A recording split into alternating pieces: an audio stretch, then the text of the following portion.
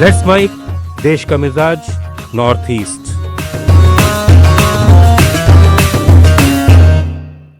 Let's mic देश का मिजाज और खबरें उत्तर पूर्व भारत से। मणिपुर के राज्यपाल अजय कुमार भल्ला ने विस्थापित लोगों के लिए पुनर्वास योजना का ऐलान किया है, जो 3 चरणों में होगी। राजधानी इंफाल में एक प्रतिनिधिमंडल के साथ बैठक में उन्होंने बताया कि पुनर्वास प्रक्रिया इसी महीने से शुरू होकर दिसंबर तक पूरी होगी। ये प्रक्रिया पारदर्शी और समावेशी होगी ताकि मैतेई और कुकी समुदायों के बीच हिंसा के कारण विस्थापित हुए लोगों को फिर से स्थायी रूप से बसाया जा सके। मणिपुर, त्रिपुरा, मिजोरम और दक्षिण असम को जोड़ने वाली रेल सेवाएं भूस्खलन के कारण बाधित हो गई हैं। लुमडिंग बदरपुर हिल सेक्शन में भारी बरसात से भूस्खलन हुआ, जिससे रेलवे ट्रैक क्षतिग्रस्त हो गया। इससे यात्रियों को भारी परेशानी हो रही है। फिलहाल रेल सेवाएं ठप हैं।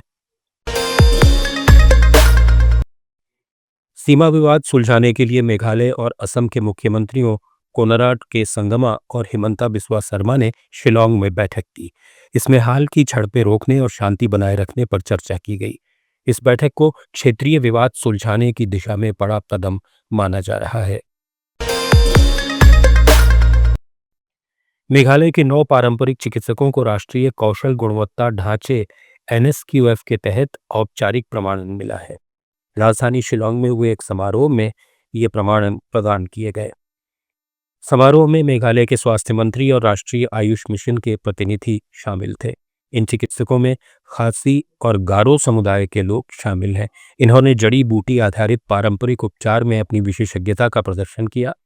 ये प्रमाणन उनकी सेवाओं को राष्ट्रीय स्तर पर मान्यता देगा और पर्यटकों के बीच मेघालय की पारंपरिक चिकित्सा लोकप्रिय हो सकेगी।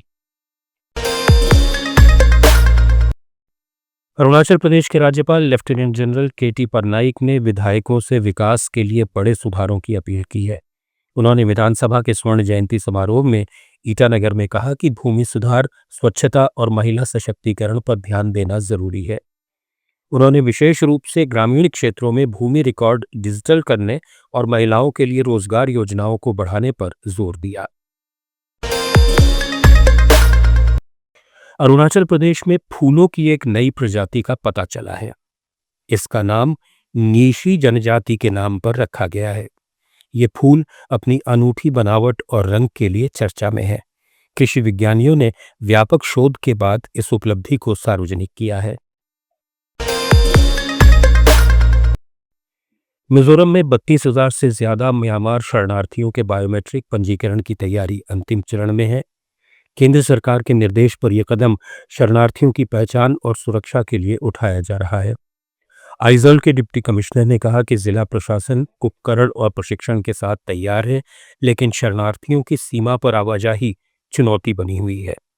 मिजोरम सरकार ने स्थानीय लोगों से भी सहयोग की अपील की है।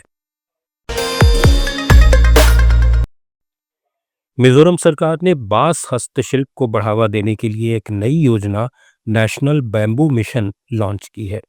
ये योजना स्थानीय कारीगरों को प्रशिक्षण और बाजार उपलब्ध कराएगी। आइजोल में एक कार्यक्रम में मुख्यमंत्री लालदू होमा ने कहा कि यह कदम ग्रामीण रोजगार और मिजोरम की सांस्कृतिक पहचान को मजबूत करेगा।